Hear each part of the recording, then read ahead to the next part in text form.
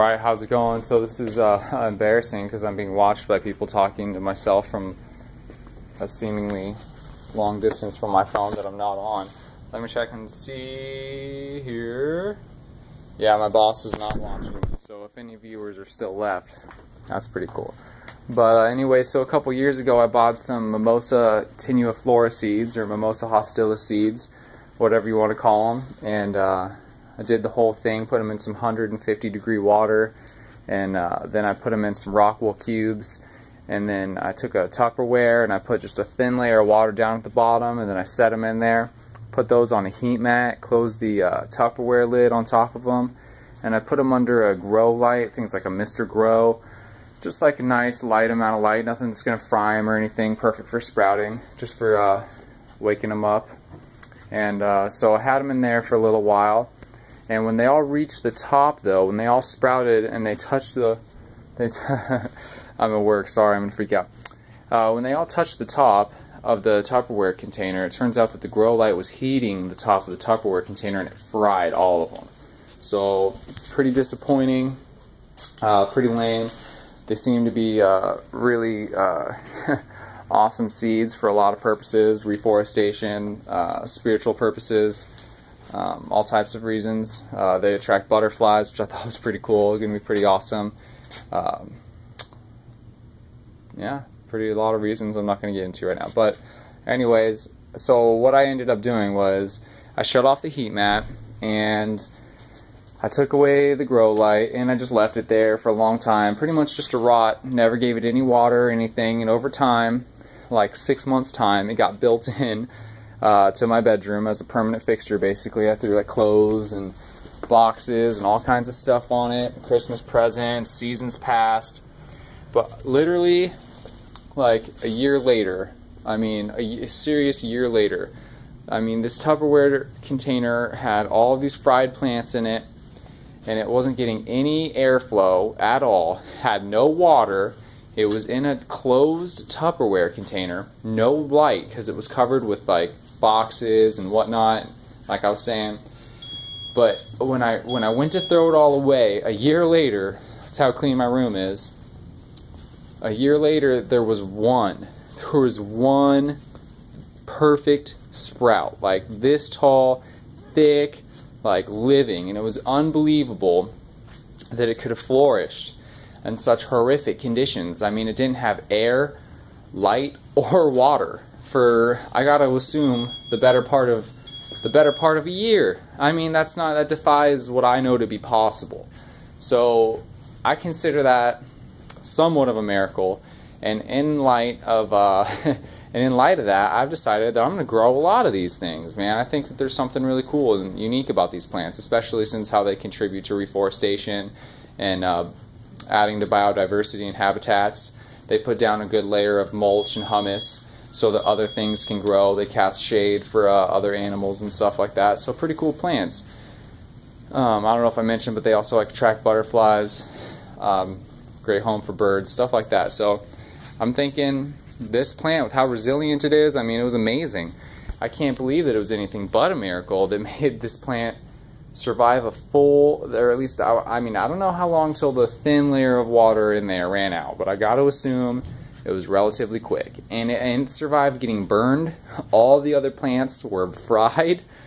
No oxygen, no light. I mean, it just defies what I know about plants. So I'm mystified by this one, this one plant. I call it the living tree. And so in honor of this living tree, well, the first thing I did when I found this living tree was I felt like amazing. I was like, wow, this is seriously something amazing. I don't understand how this happened. I'm gonna baby this tree. I'm gonna take such good care of it. So I took it out and I made, like, you know, a little enclosure for it, keep it nice and humid, and I put it in a little cup I had with some sand and some mulch. Not like the perfect type of potting soil, but you know, what are you gonna do? It's what I had. And I wanted to get it out of that horrific environment, you know, that it was thriving in, that would kill anything. So I figured, yeah, hey, you know, I'll put it in a cup with some sand and a little bit of mulch. It'll be fine. Just needs water. Doesn't need any nutrients. Nutrients will fry it at this stage in its life. So I ended up killing it. I don't know why it died. but somehow it survived the most horrendous conditions I've ever seen any plant survive for an extreme amount of time, to the point where I would classify it as a miracle. And it was an inspiring sight to see this tree survive such circumstances and still be thriving. And then disappointing to see that when I tried to take care of it, it unfortunately died. But so what I'm going to do is, in honor of that tree, and it's kind of significance to me, I'm going to start growing a lot of them. It's a Mimosa Hostilis, or Mimosa tenuiflora, whichever one you want to call it. I'm going to start growing a lot of them. And so I've got probably 40 more seeds at home. I got 20 of them inside of other rock wool cubes right now, inside of real potting soil, inside of a little humidity tent I made. Yeah. And so they're going. Hopefully they'll sprout up, and then I'll get those going.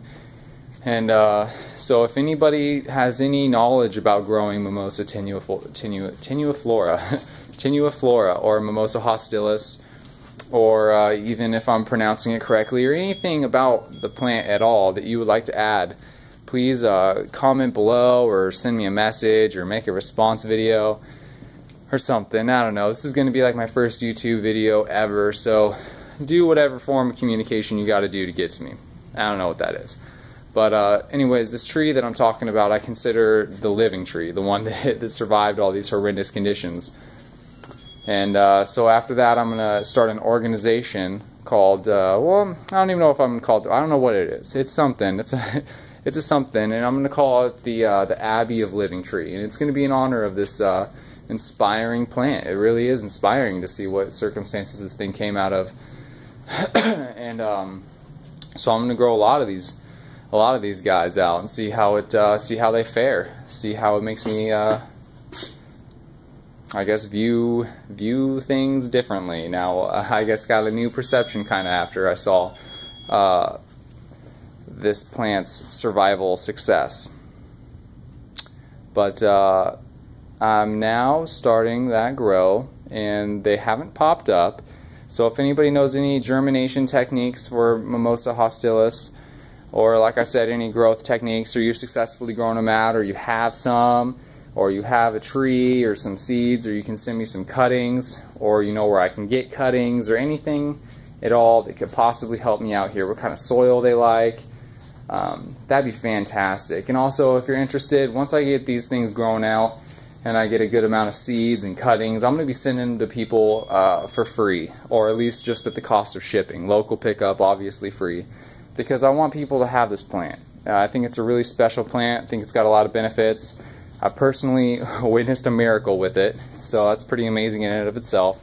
And so once I get that going, man, you guys are going to be hooked up with a Mimosa Hostilis connection for live plants and seed, live plants and seeds. Hopefully I'll be sending pods full of seeds to people for at cost of just shipping, so that's great. And if anybody has any extra seeds, please send them to me so that I can get this thing going, expedited. That'd be fantastic. So that's the goal, get these things growing all over.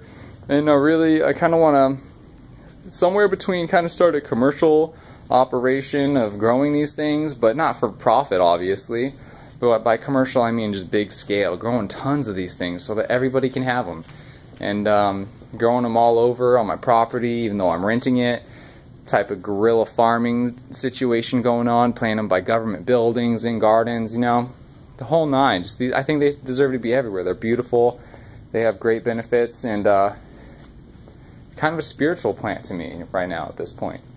So yeah, if you know anything, or if you're interested, or you just want to talk about it, or you think it's pretty cool, you have any ideas, or mass propagation techniques for lots of seeds, or you know a good place where I can buy some seeds, or trade information with me, or I have some seeds if maybe you're a master grower.